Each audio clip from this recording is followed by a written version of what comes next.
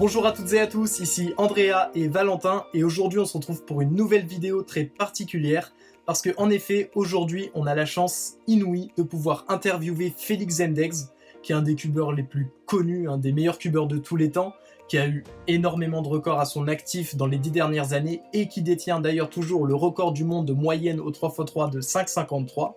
Il a été aussi plusieurs fois champion du monde, dont 2 fois au 3x3 en 2013 et 2015 et dans d'autres catégories. Juste avant de commencer cette interview, je voulais vous dire que Netflix sort un documentaire le 29 juillet nommé The Speedcubers, centré sur Max Park et Feliks Zemdegs, et ça a l'air vachement bien donc je vous conseille d'aller le regarder. Sinon, cette interview sera sous-titrée en français, vous remarquerez que l'anglais d'Andrea est 10 fois mieux que le mien, donc ce sera peut-être pour ça qu'il parlera plus dans cette interview. Bon bah c'est parti, let's go! Let's go! Hi Félix! Bonjour. Bonjour, ça va? Oui, ça va. Ouais, good accent, really good accent. I learned it for 4 years in high school, but no, I'm bad. Well, at least you learned your accent, you have a really good accent. Thank you so much for taking the time to do this interview with us. So, I am Andrea, and this is my brother Valentin. Hi. And it's a great pleasure to have you here. So, No problem. Thanks for having me. Yeah, it's fun because when we started speedcubing, I think 7 years ago, you used to have the world record for 566. And at that time, we just started speedcubing, so it couldn't make any sense that someone could have that world record of 566. And we were obviously big fans. So yeah, again, it's a great pleasure to have you here now and to speak to you. So the first question, kind of as an introduction, with what's happening with Corona and everything. We were wondering how was your lockdown, if you did lockdown, and if you got to practice more. Yeah. So I think we've been pretty lucky here in Australia because I guess it's a downside for a lot of the time, but for this, it's kind of lucky that we're so far away from the rest of the world, and you know it's very hard to get to Australia, and it's very far away. And so that means there's going to be less virus. And also, I guess, apart from the city, well, Australia is also generally very low density. So it's not like Asian cities or in Europe or even like New York or something like that. There's not that many people living in a small amount of space. So we've been lucky that there hasn't been too much of the virus. Yeah, so we've been quite lucky in terms of low numbers, but still they've taken not extreme measures, but still everyone has gone into some form of lockdown, and there's various sorts of restrictions. So I think it was back in it would have been towards the end of March. I think there were quite strict measures put in place. Kind of, as far as I know, everyone kind of stay at home, apart from if you're going out for something essential like shopping, or essential goods shopping, or if you're an essential worker, or a couple other reasons like exercise and something else. And then that's gradually been relaxed over the past month, I would say.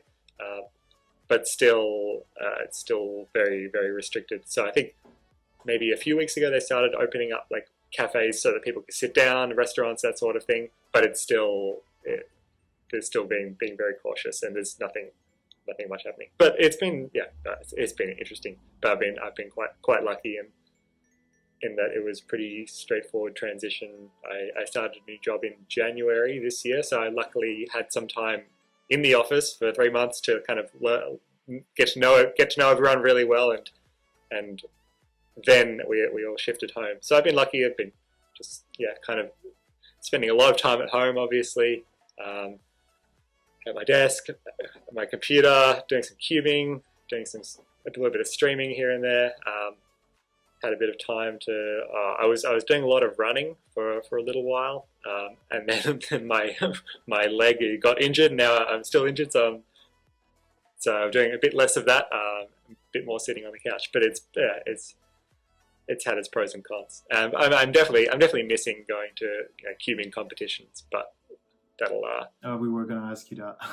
that'll all return at some stage, and it's not like I've not been to many competitions in the past, so I'm kind of lucky. And did you take part in online competitions or? The Australian Speedcubing Australia, they ran a series of competitions over a few months, just like a couple events each weekend. And so I did the first few of those, but then they paused it for like a month because they basically had, I don't know, they couldn't stream it properly, and then I didn't do the rest of them. And then I did one of the then you might have seen the one where I raced against Timon Koloshinsky in a best of 100. So that's I guess my online cubing competition stuff that I've done so far. But yeah, it's fine. It was like it's good for me to keep up competitive practice. I'm not sure if you hear that stuff, the noise in the background. Hopefully not. No There's a problem, few no people problem. yelling. My brother has some friends over. But no, it's good. It's good. I feel to keep up that practice. And I've also been doing a little bit of like competitive training or competitive practice training with Leo. Kind of, I force myself. I say like after work, like I have to do like an hour of training with Leo, so which has been quite good just to do races and like really be competitive. Okay, so I guess that's part of the training too, like the competitive aspect, because obviously I don't have a level that would get me anywhere, so I don't really practice that. But is it part of the training for yourself, like to get the competition aspect in your sport? It hasn't been, but I feel like now because there's no competitions, I kind of need to be able to keep up the competitive aspect of it. And so I guess because Leo is extremely fast and in a similar time zone, we can just do some quick races, and it's been cool. That makes sense. Okay, question about kind of your beginning. It's probably a question we ask you a lot, but like how did you start cubing? Like how did you get to solve your first cube? I've answered this question so many times, and it's a pretty boring story. Basically, I was nothing very exciting. I was just like looking on YouTube at YouTube videos, and I think I either came across I saw a video of either a tutorial or like a really fast solve. I can't remember exactly what it was, but I saw some speedcubing videos, and I was like, oh wow, like I didn't realize people could solve it, let alone solve it in 10 seconds. So decided to go and buy a cube and then learn from a YouTube tutorial. But it's a very boring story. Then I just got addicted, and I was 12 years old. All right. So very standard. And how long did it take you to be sub 10? Sub 10. I feel like, so I started cubing in April 2008, and then I would say around, would have been around late 2009.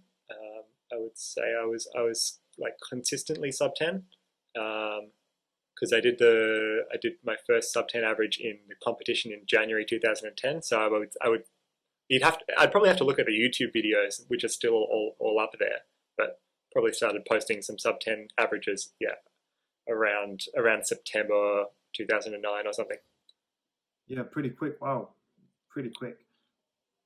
So I was wondering, did you like straight when you started speedcubing, were you already color neutral? So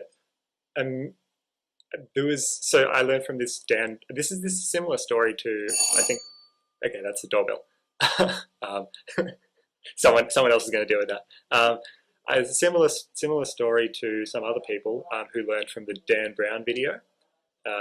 So Dan Brown has one of the most popular tutorials. It's like, it's pretty easy to learn from, but it's just kind of old and like bad now. And like people say, oh, it's a bad tutorial, but like it does the job. But he has a second video which is like how to get faster at the Rubik's Cube, and one of the tips in that was to be color neutral. Because he teaches green cross in his first tutorial, but then in his how to get faster video, he says just pick any cross, the easiest one. And so that's where I learned that, and just I thought it made sense. and I was kind of lazy and didn't like solving the cross. Yeah, got that. Yeah, I think a lot of us wish we did that. It's pretty hard to switch now. Yeah. Yes, I got a bit lucky there. So how many cubes do you think you have now? How many do I own? Yeah. I don't keep too many of my old cubes, to be honest. Like, the amount of cubes that I'd had at some point in time that I no longer have is probably way more than the number of cubes that I have now. So, like, in my room at the moment, my guess is probably about 25. And then I have a few boxes of cubes in, like, the shed. Probably brings you up to, I'd say maybe 100 cubes. But for me, anything that doesn't, like, anything that I have no intention of using ever again, or that isn't like a really special cube or something to me, like I've given it away, or, like, sold it to raise money for something, or, like, I try and get rid of all the cubes that I don't need, because I don't know, I just have a lot of stuff, and having boxes of cubes around the house takes up a lot of space. Yeah. And currently, what is your main speed cube?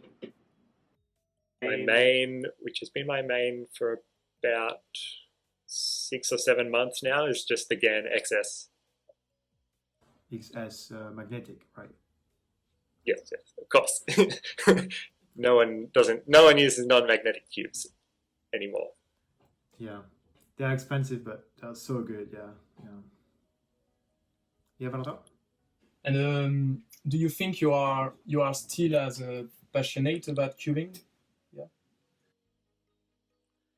Yeah, definitely. Passionate, definitely extremely passionate about speed cubing.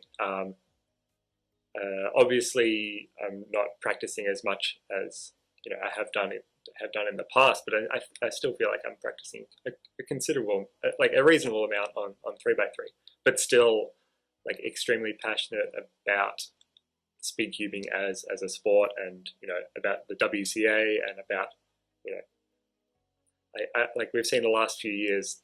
I don't know. I kind of say this every year, but the growth of speed cubing, both in terms of the number of people going to competitions, and then also the growth and competitiveness of the really top level cubers, it just continues to be crazy. And so I'm really liking and enjoying being a part of that, and trying to help grow that as much as possible.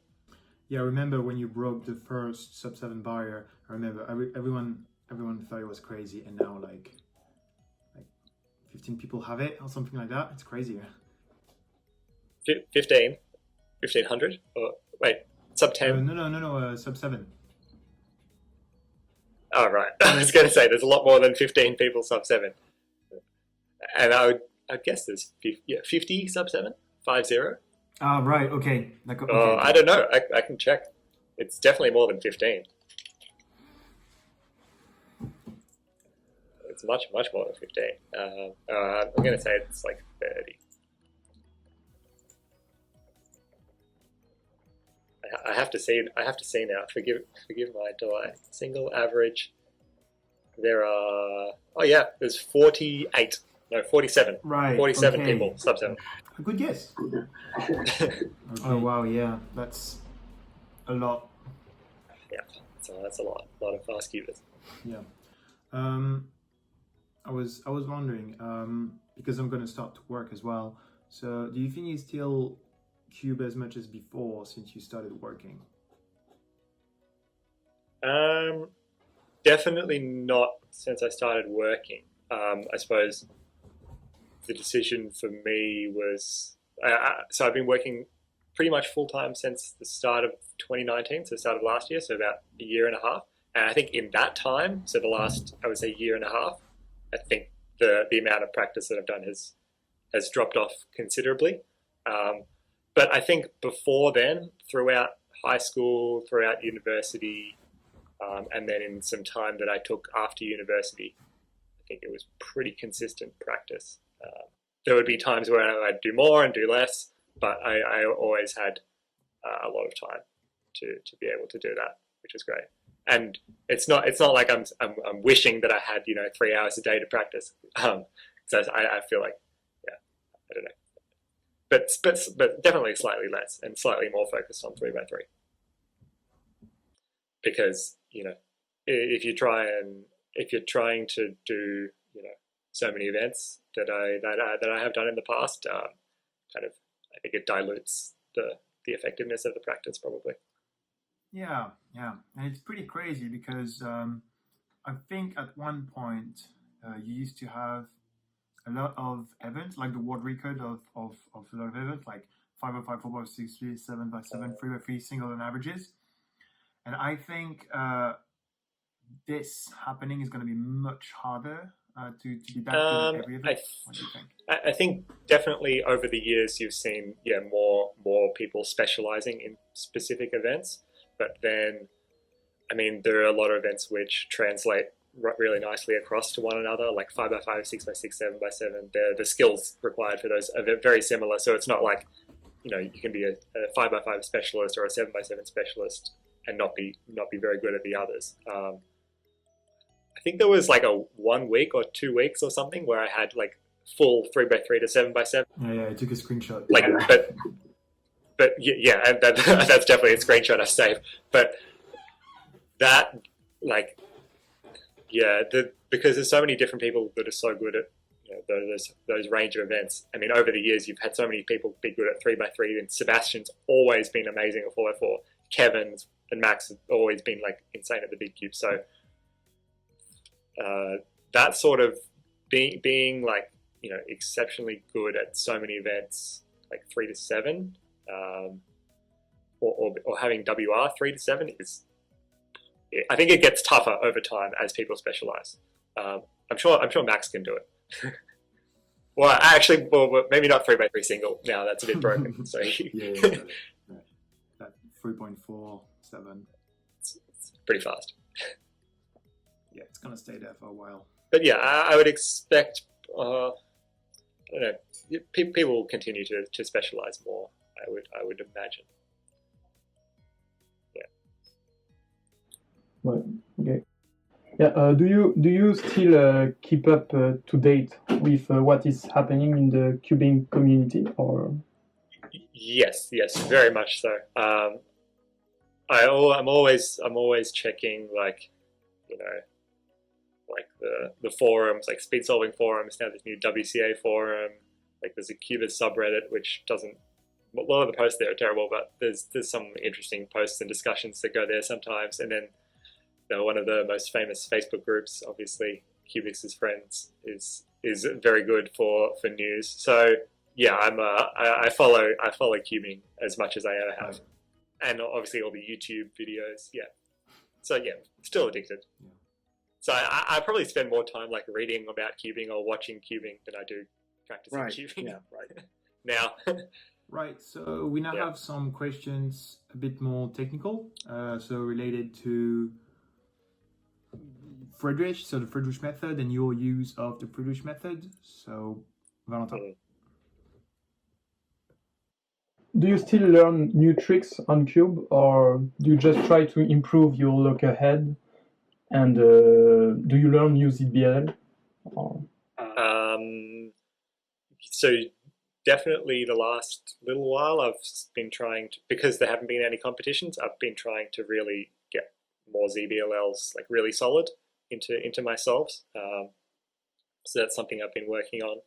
But before like apart from that, I don't think like there's small little algorithms here or there. Like sometimes you'll discover someone posts a nice algorithm online and you put it into your solves because it's better than the others, or there's like a nice F2L solution, or maybe practicing some pseudo slotting or something. But nothing major, I would say, that I've like really learned and integrated over the last few years, apart from just more ZBLLs, which is quite hard because ZBLL, in order to make it actually worth it, you need to have the recognition super fast. And so, yeah, like there's people who can learn, TUL quickly, but it takes them so long to get it good into this, like get it really solid in their solves. And that's not something, because I've been competing so like pretty frequently the past few years. I was just learning it really slowly, because I don't think I'm able to like digest and like improve my recognition and compete if I learn like 50 new algorithms. But now I'm happy with like having some slightly slower recognition, because I know there's not going to be any competitions for a little while. But I think that's, for me, that's quite important, because there's still a lot of cases where I really have to think and like concentrate and like focus to get the ZBLA right, when you want to get it completely automatic. And that takes a lot more, like learning the ZBLA algorithm itself, that's like 10% of the work. It's the recognition and like the muscle memory, that's 90% of ZBLA. And I guess you already know most of the one quite easy to recognize, right? Yeah, so I've finished full T and I've almost finished full U. And I think for T, my recognition is like perfect, or basically perfect, because I've done those for so long. For U, some of the cases which don't have like really nice blocks, or they're definitely a bit slower for me, or the ones that I've more recently learned. But that's just a matter of time. Yeah, a lot of practice. Yeah, I remember one cuber. He was averaging like 9.5, and he was full ZBLA. But every time he would arrive on a ZBLA case, he would spend like 1 second recognizing the case and do U prime U. Is this Anthony? No. Not Anthony Brooks. Okay, that's the Anthony Brooks stereotype. You know, I can't remember his name. Right. Yeah. So like that's an approach that is fine. Like if you don't care too much about, if you're not competing that much, or you don't think you'll get nervous, or you're really good at learning algorithms, then there's some people who can just learn like 100 or 150 and then deal with having slower recognition or messing up a bunch. But for me, like I don't want to be messing up like ever, or I want to minimize the amount of times where like I get to a ZBL case and pause for like 2 seconds. Like that's not something I want to be doing at all in a competition ever. So I've been more cautious about my intake of ZBLs. And you took the time off to practice that.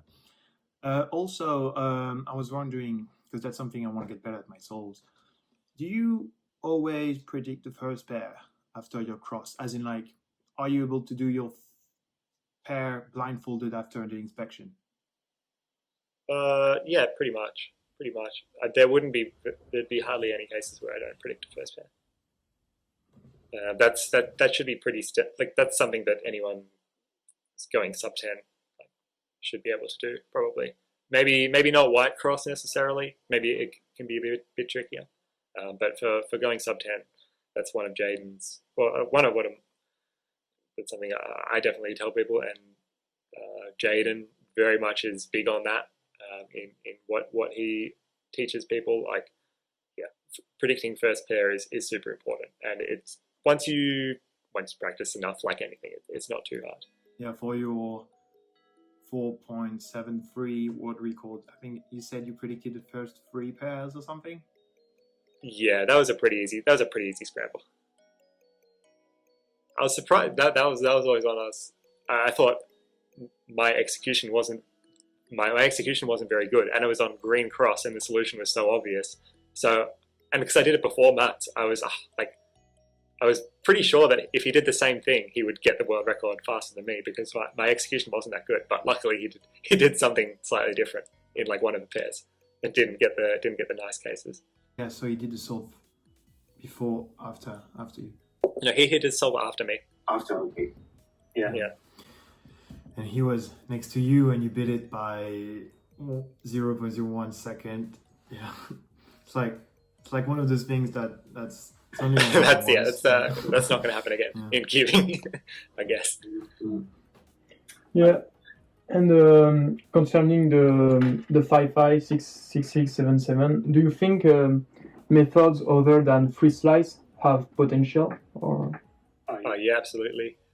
You only have to look at people like Kieran, who uses Yao and is incredibly fast, and so like I'm always someone like I don't think compared to other cubers that I spend too much time like experimenting with other methods. Like I was definitely slow learning Yao for 4x4. That was one of the things. Like I was using reduction for quite a while compared to other people, and it was only when I saw like Mats get I think it was a 26.77 or something world record using the Yao method, and when I saw Sebastian getting insane times using the Yao method, that was the point where I was like, okay, I have to switch. Like I was very slow for that because it's not like I was more lazy and didn't want to spend the time doing it myself until I knew that it was definitely better. I met Robert Yo in competition, and he said that his biggest achievement in cubing was that people use his method for 4x4, and now he wants people to use his method for 5x5. So yeah, and that, to be honest, I've spent a lot of time practicing Yao and 5x5, but I'm still better with reduction. So, but obviously, if Kieran comes out and gets like 38 averages in competition or something, then that'll probably convince me that it's worth it. But then it's a matter of do I want to spend the many hours and years getting better at Yao versus doing other stuff? If it's marginal, like for 4x4, it's back when I switched, it was like 2012 or something, like early 2012. It was completely obvious to everyone that it was way better. For 5x5, 6, 7, it's not as obvious. I would say that it's better. Yeah. So there is a small trend in the French speedcubing community. I don't know if it's international, but yeah, there is a trend that OH solvers, OH specialists are switching to ZZ for OH. Yeah, I was wondering, what are your thoughts on that? To ZZ, I'm not too sure about. I haven't really seen that. The trend that I've seen is people switching to the roux method, specifically for one-handed. I've even seen like a bunch of fast, CFOP solvers, Friedrich solvers, switching to roux for one hand and getting pretty good at it pretty quickly. So that's not something I've seen. ZZ. Yeah, so the second best French OH solver just announced, a couple of weeks ago, he's switching to ZZ. It was quite a reaction from people. So yeah.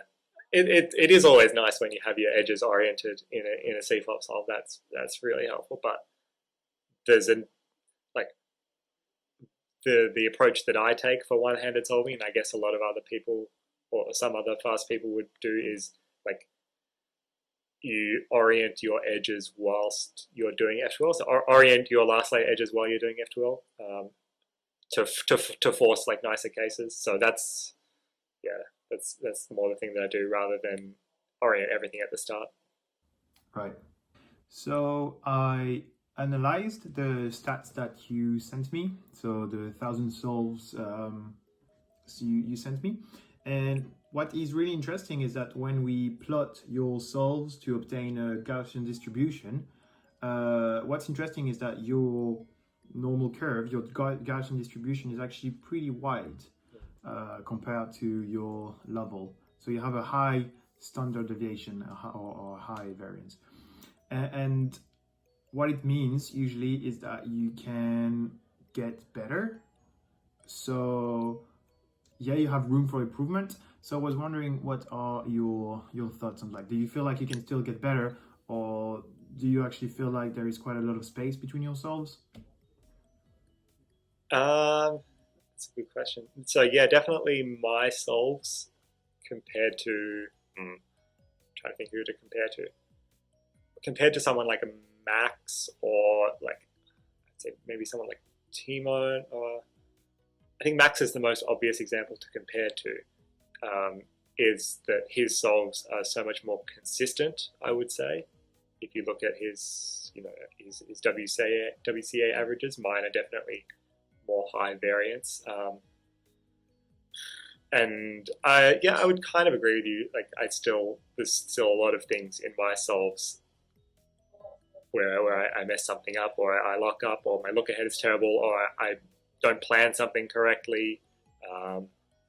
There's so many mistakes in my solves, and so I think the wide variance is just a matter of making mistakes. And so when things go perfectly, it's great. Like this applies for everyone. But I think the biggest thing for me to improve globally is just reducing, like really working on reducing those mistakes, rather than trying to do anything that I'm doing better. Right.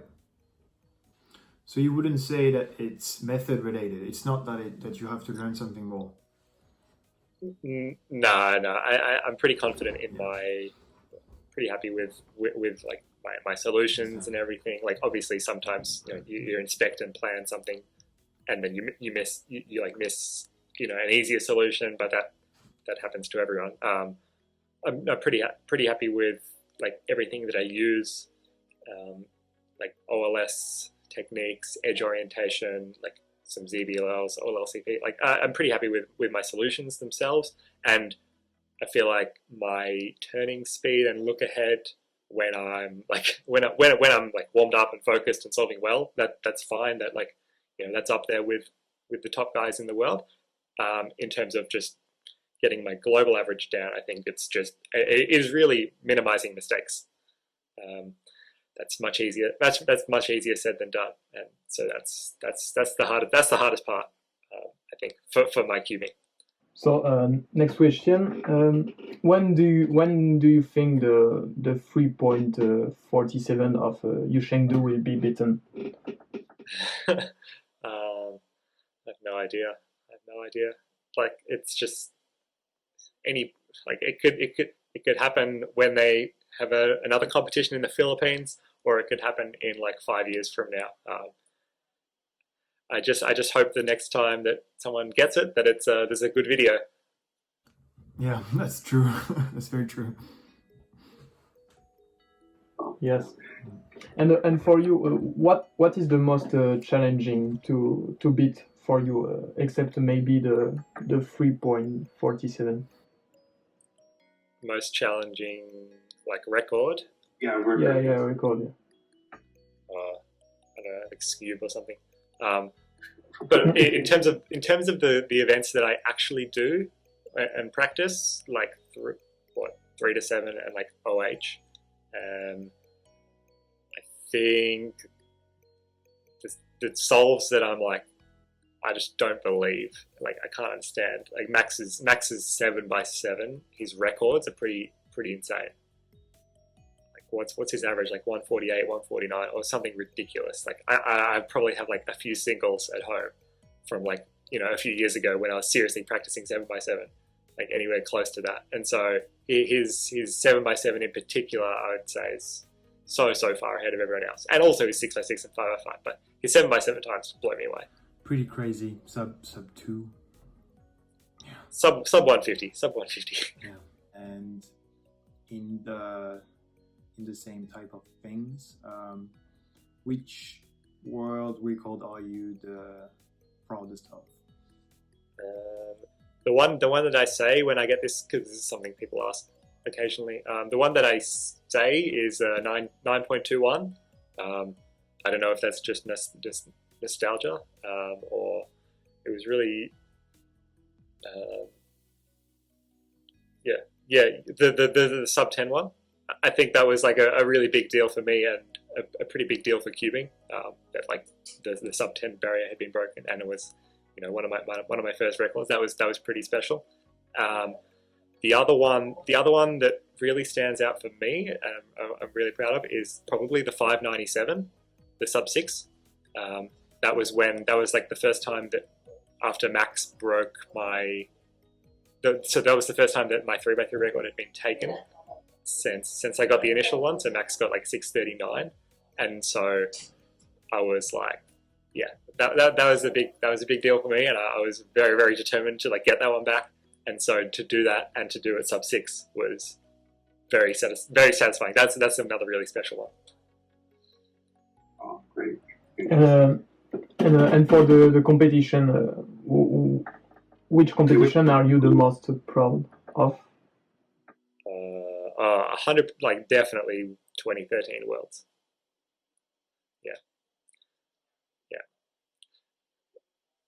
Yeah, just because I was so nervous, and after what happened to in the first Worlds that I messed up, and I've definitely messed up Worlds since then.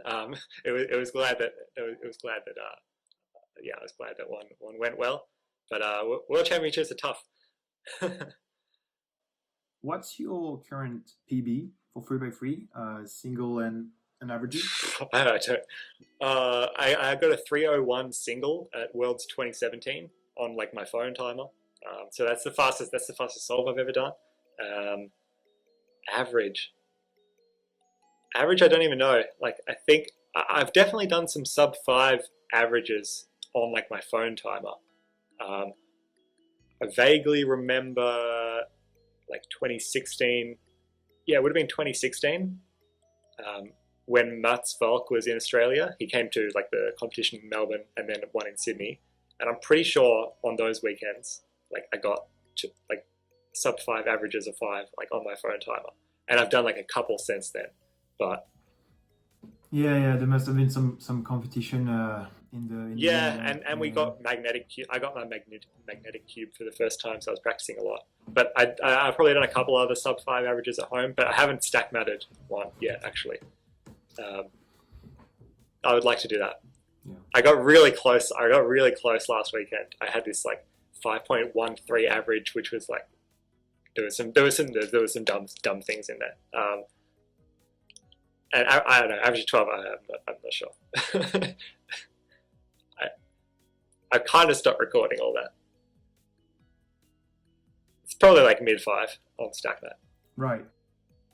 Now a question that we may ask you a lot, because every 5 years it's the same debate. Do you think we've reached the optimal use of Friedrich, as in that we are not going to get any lower with Friedrich, and that the only way to get lower world record is to invent a new method, and that Friedrich is just at the optimal use currently? Would you agree on that? I wouldn't say so. Because within Friedrich, there's so much more people can learn and master. Like, not many people use much ZB or use a lot of ZB well.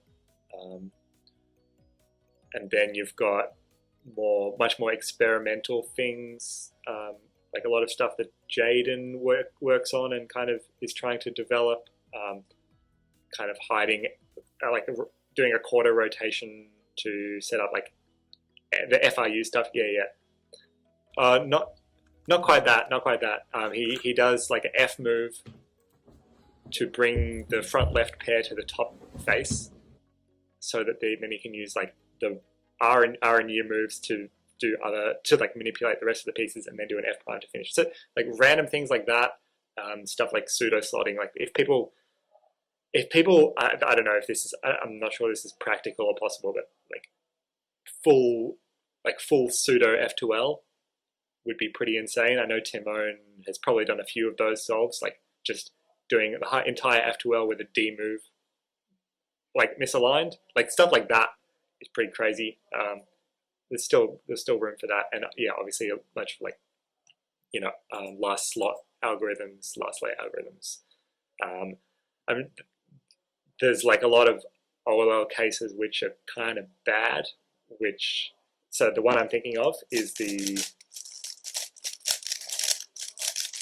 it's like the Colin Burns OLL. Like it's a terrible case, and all the one look last layer cases are very easy to recognize because you can see pretty much everything. So like learning full, one look last layer for that case is another kind of step that people are starting to take. Not me at all just yet, but there's potential there. So there's a lot more people can learn. the benefits of all that stuff is pretty marginal. Like you see with like you see with Max, who's arguably the best 3x3 cuber in the world, probably, is that, you know, look ahead and turning speed and turning accuracy will be much more important than, you know, learning 5 or 6 algorithms for some case. Yeah. Okay. Yeah, and also, do you think the fact that he practiced on stack mat? Yeah. Although I think that's a transition that most serious cubers have made over the past few years, is switching away from keyboard, which I used to do a lot, and I don't do keyboard ever. Well, for 3x3 I don't do it ever. For big cubes and stuff I do, because it doesn't matter. But for 3x3 especially, yeah, the pickup and I guess, yeah, the pickup and the timing using a stack mat. People have transitioned to that over the past few years. We often refer to you as cuber we really like. So we are wondering if they are cuber that you like, or if you have a favorite cuber. It's a hard question, because I like so many cubers, so I can't really single anyone out. I mean, when I started cubing, the people that I really looked up to were the guys getting the world records at that time, which was Yu Nakajima on 3x3. So he just won the 3x3 World Championship and had this big YouTube channel, had a lot of views on some of his really fast solves, was breaking 3x3 world record single, world record average. So he was amazing. And also Eric Akkersdijk, who was breaking more of the big cubes and the mega mints, and also his single solve. So those are the guys that I was really looking up to at the time and kind of idolizing. Nowadays, I mean, I wouldn't say like I idolize anyone, but it's more like when I see stuff, when I see people doing insane solves, insane solutions, insane records, I'm like super impressed. So I mean, the really obvious one is like Max, who is just insane. Like, you know, the competition he went to in January this year, I think it was, where he broke like, you know, 7x7, 5x5, and 6x6 records, and like got a 5.59 3x3 record. Like, we're seeing that sort of weekend by someone, yeah, it's like super impressive to me. And it's like the similar one, I think it was like similar time, was like the Stanley Chapel one, where he broke 4x4, 5x5 single and average blindfolded records in one competition. So stuff like that, where people can you know break these insane records. Like I'm still, yeah, I love seeing that, and it's super impressive and really exciting, and it's exciting for everyone. Like that's, yeah, people love records in cubing. yeah, for sure. Yeah. Right. Yeah. So so you said you are working from home. So yeah, we were kind of wondering, what job do you do, or what industry do you work in, and if you have still time to cube? Yeah. So at the moment, I started a new role in January this year at an organization which I actually worked for while I was at university as well. While I was studying, I was working part-time. It's called the Australian Future Fund. It's basically the Sovereign Wealth Fund of Australia. Oh yeah, you're familiar? Yeah. Because I work in the industry as well. I work for BlackRock. I was doing BlackRock, so yeah. Kings. Yeah, I'm just starting though. I'm the graduate. Yeah, gotcha. Yeah. So no, the Australian Future Fund is Australia's sovereign wealth fund. So for those who don't know what it's, I mean, those watching the video maybe unfamiliar, there's a bunch of countries have sovereign wealth funds around the world, but a lot of them are for different purposes and have different kind of I guess investment objectives and different mandates. Essentially, I mean, the simple way of explaining what I do is I manage, or I am part of an organization which manages and invests a bunch of Australia's money. And so, I mean, I'm working in the team, it's called the Alternatives team, and they basically allocate money to like alternative investments. So I could go on about this for a long time, but yeah, basically, the simple as investment for the Australian government. Yeah, but because I've been at home, like I have cubes everywhere on my desk, etc. So when there's stuff happening, when there's a call, and I'm not really doing anything, I can just sit back and mute myself and solve cubes. So it's lovely. But I would never bring a cube into the real office. About that, do you think cubing has helped you professionally, like at the level of work endurance, logic, focus, or even getting a job? Absolutely. I think in a number of ways, probably. So for me, cubing has been kind of an extension of this idea that if you work hard at something, you can do quite well. And so cubing is a very nice way of seeing very tangibly how if you practice something, you will improve at it. In cubing, you see if you practice something, you get faster. It's like it's very obvious and immediate. And so, I mean, through my like high school studies and university studies, etc., I've kind of, always in the back of my mind, like, okay, if you just work hard at this, like you work hard at cubing, you can do well. And so that's something that's really helped me. And then I suppose,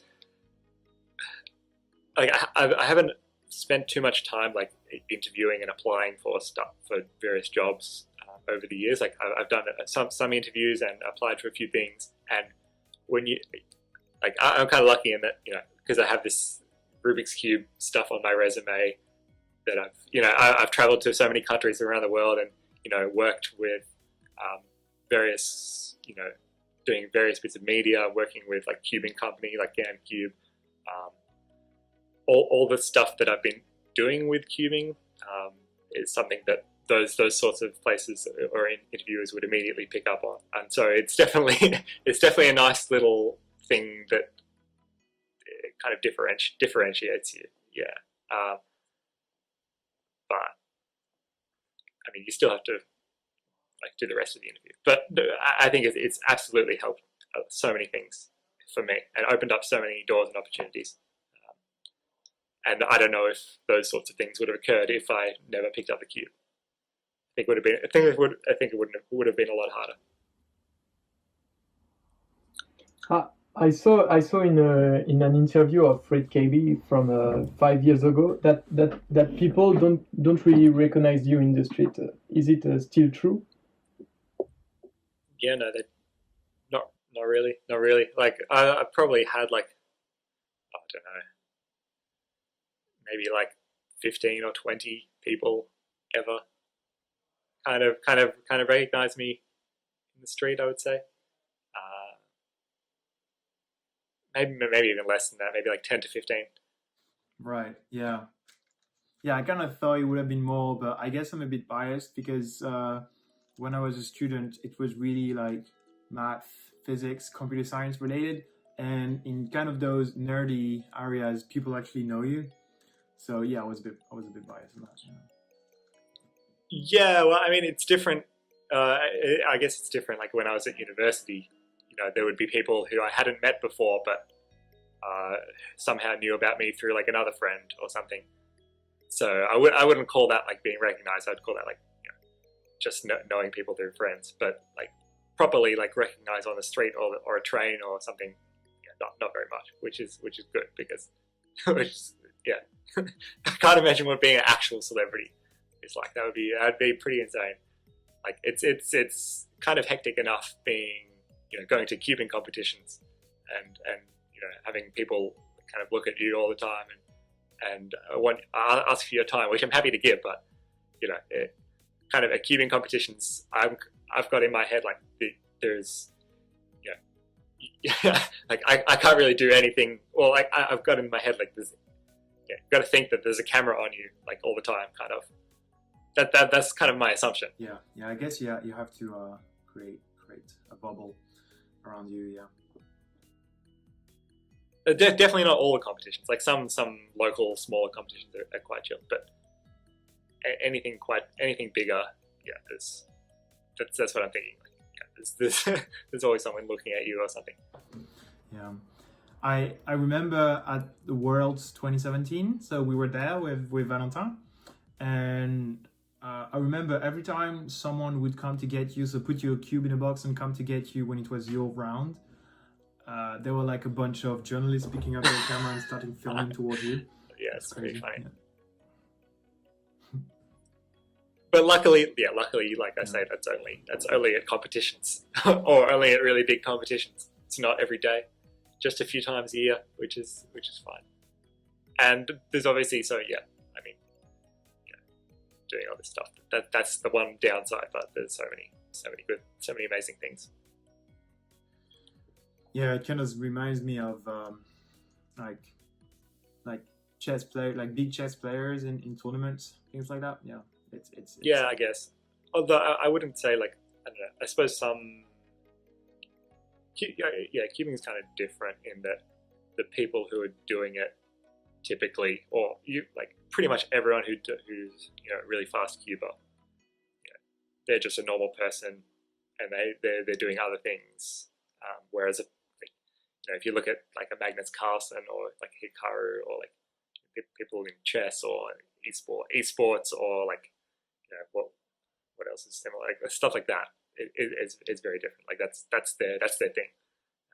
Cubing, and they're like a celebrity in that, and that's who they are. Whereas cubing, the people who are cubing, there's so much more to them than just their cubing. There's just their cubing. Yeah, I don't think cubing is actually anyone's job, right? I mean, you can kind of. I think Max is pretty much. Well, Max is a different case. Max is, obviously has his own kind of struggles, and it's kind of a bit more challenging for him. But my hope that is, I think this is what is happening, and my hope is that he can pretty much just cube and train and compete for as long as he likes, and then hopefully use that and the skills that he's developing to kind of see what he can do next.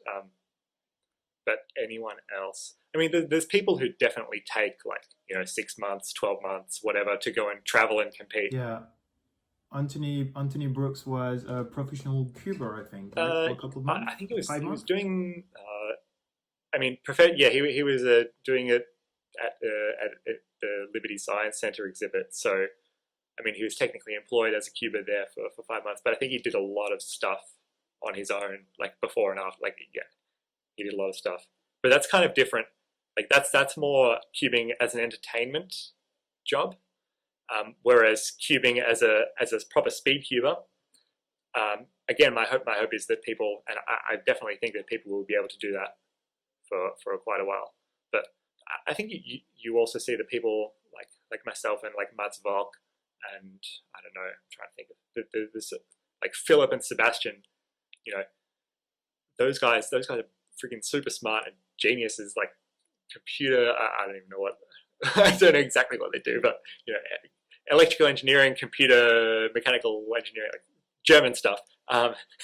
And yeah, you kind of don't realize just how much stuff they do outside cubing. And so the people who, like it's not just cubing. But my hope is that there are the people who can take these sorts of opportunities that I've been able to have in terms of travel and doing all sorts of other things, and really, if they want to, like be a full-time cuber. And there's also the coaching aspect, which is like someone like a Jay McNeil is kind of doing now.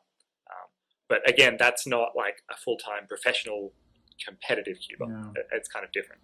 Do you think having a personal coach, like a personal trainer, just like Magnus Carlsen has a personal coach, do you think it would help for cubing? I kind of do wonder how much that would help.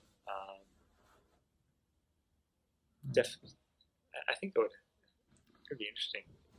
Right. So, do you expect the cubing community to evolve and converge towards how the chess community is today? because when we look at the history of speedcubing, the growth of the numbers of cubers have been not exponential but quite linear, and so yeah, like the limit to infinity is that it converged to the state of chess. So yeah, what are your thoughts? It's really hard to tell. It's really hard to tell. At least that's been the trajectory for the whole time that I've been cubing. It's just more people, and it gets more competitive and more professional. And competitions, there's more and more of them every year, and they get bigger every year. And it feels like it's not going to stop. Like, or maybe coronavirus will stop it for a little bit, but no, definitely. Yeah, that's. It also really depends on, I guess, the direction that the community wants to take it. Like cubing, definitely, there's so much community input into the direction it goes. I guess you saw this when, like Red Bull initially came out with their like that first video, and kind of the backlash and the lack of support. That they had, like that sort of thing doesn't work unless the community wants it to work. Yeah. And so there's a lot of control and power that we can kind of see how it goes. But yeah, I'm really interested to see how things continue to grow. Yeah, and some people were actually arguing that Red Bull was bringing some interesting ideas, like the idea of having a one-on-one battle for the final round. I think that's a really good idea. Yeah, exactly. And yeah, I think the more that we kind of explore all of these sorts of things in cubing is a good thing. When an organization as big and global and strong as Red Bull takes an interest in your small little cubing hobby, that's something that's something you want to embrace under the right conditions. Absolutely. And so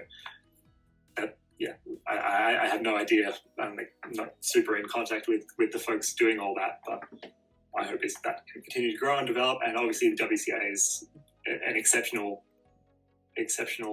organization for cubing. So I really want to see like the way the WCA is at the moment, and the number of competitions around the world, and the welcoming nature of those competitions is really, really great.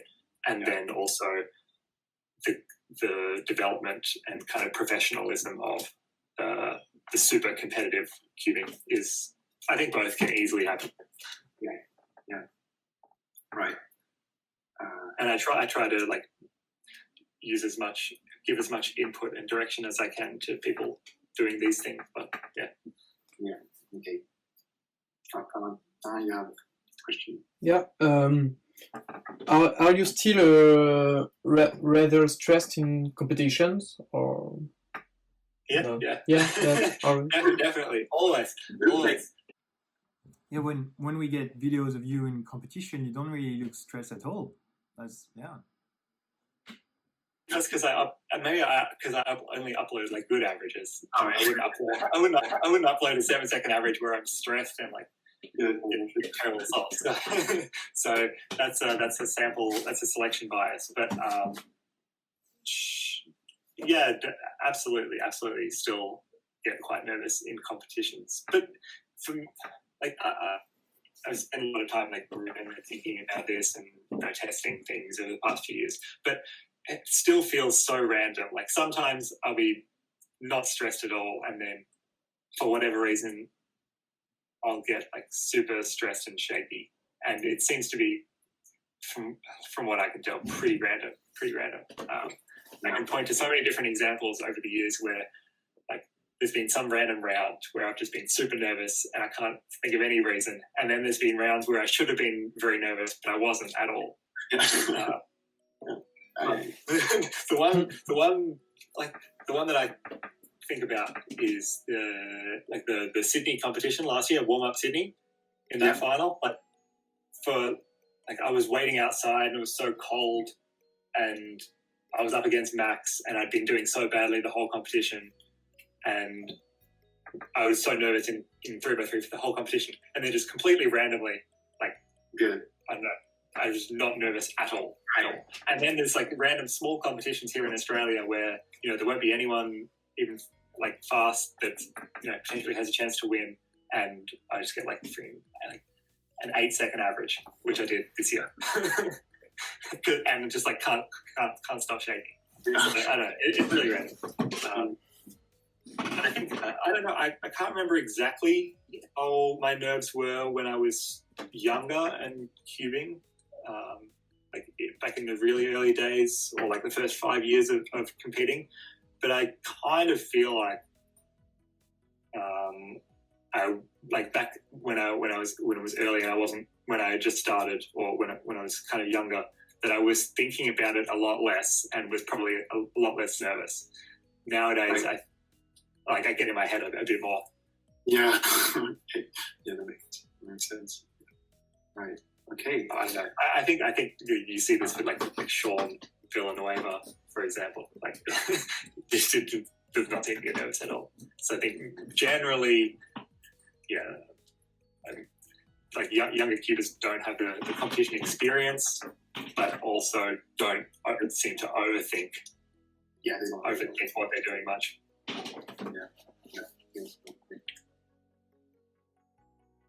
I have a last question for the French speedcubing community. So yeah, we were just wondering, do you know any French speedcuber? Many. Really? Yeah, of course. I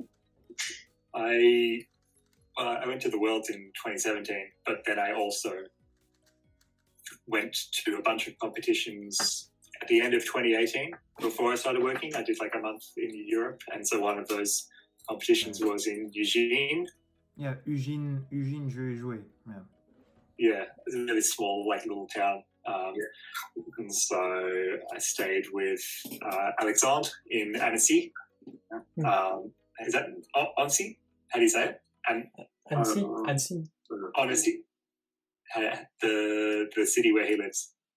Annecy, no? Oh yeah, Annecy. Yes. Annecy. Yeah.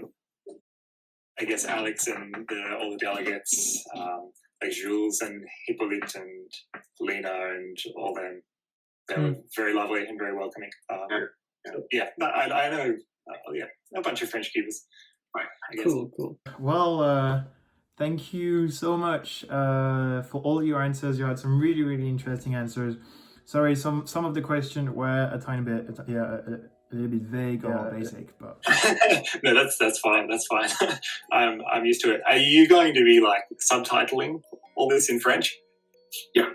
Oh my! I'm sorry.